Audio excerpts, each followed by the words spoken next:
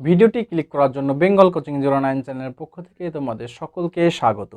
যে সমস্ত ছাত্র এবং ছাত্রীরা যারা মাধ্যমিকে পরীক্ষা দিয়েছিলে, আজকে তোমাদের কিন্তু রেজাল্ট অনেকেরই প্রকাশই হয়েছে। তোমরা অবশ্যই আমার এই ভিডিওর কমেন্ট বক্সে এসে তোমরা অবশ্যই জানিও তোমাদের রেজাল্ট কেমন হলো, এবং এই মুহূর্তে তোমাদের প্রশ্নগুলো করো যে তোমরা কোন সাবজেক্ট নিয়ে পড়তে চাও। সমস্ত কিছু আমি ভিডিও, কোনটা ভালো হবে কোনটা খারাপ হবে, সমস্ত কিছু ভিডিও আনার চেষ্টা করব।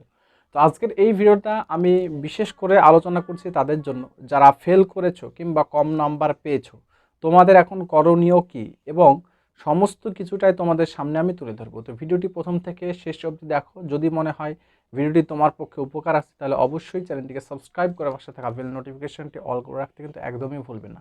তো দেখো, আজকে কিন্তু মাধ্যমিকের পরীক্ষা তোমরা অনেকে দিয়েছো, অনেকেই তোমাদের রেজাল্ট কিন্তু কন্টাক্ট স্কুল দেখাচ্ছে। কেন দেখাচ্ছে, তার কারণ কি, এর মানে কিন্তু ফেল। হ্যাঁ, তো কেন দেখাচ্ছে, দেখানোর কারণ কি হতে পারে, এই কারণে অলরেডি আমি ভিডিও দিয়েছি সকালে একটা, তোমরা ভিডিওটি দেখে নিতে পারো। আমি এই ভিডিও শেষের দিকে তোমাদেরকে আমি স্ক্রিনে দেখিয়ে দেবো। তো দেখো, যাদের কম নাম্বার হয়েছে বা যারা ফেল করেছে তাদের চিন্তা অনেকে হয়তো ভাবছো যে এত কম নাম্বার পেলাম, আমি জীবনে কি করব। ঠিক আছে, তো তোমাদেরকে যারা কম নাম্বার পেয়েছো তোমাদেরকে একটা কথাই বলবো যে তোমরা যদি কোনো সাবজেক্টে তোমাদের মনে হয় যে তোমরা ভালো পরীক্ষা দেওয়া সত্ত্বেও তোমরা কম নাম্বার পেয়েছো, সেক্ষেত্রে তোমাদেরকে একটা কথা বলবো যে তোমরা কি করবে না, তোমাদের যে মাধ্যমিকের রেজাল্ট হাতে পাওয়ার পরে তোমরা পিপিআর বা পিপিএস করে তোমাদের নাম্বার বানানোর চেষ্টা করবে।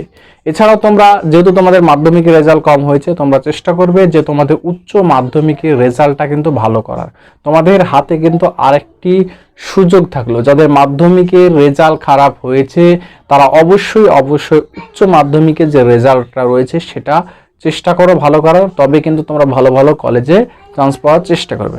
আর যারা ফেল করেছো তোমাদেরকে একটা কথাই বলছি যে আগে তোমরা স্কুলে যাও, স্কুলে গিয়ে তোমাদের রেজাল্টটা হাতে নাও এবং তোমাদের ফেল করার প্রকৃত কারণটা কি আগে জানো স্কুলের কাছ থেকে, যে তুমি প্রজেক্টের কারণে বা রিটেনের কারণে ফেল হয়েছে কিনা। যদি তোমার মনে হয় যে তুমি যথেষ্ট ভালো পরীক্ষা দিয়েছো, সেক্ষেত্রে তুমি পিপিআর বা পিপিএস করে নাম্বারটা বাড়িয়ে নিতে পারো। অনলাইনে এটা হবে, অর্থাৎ খাতা রিভিউ করে।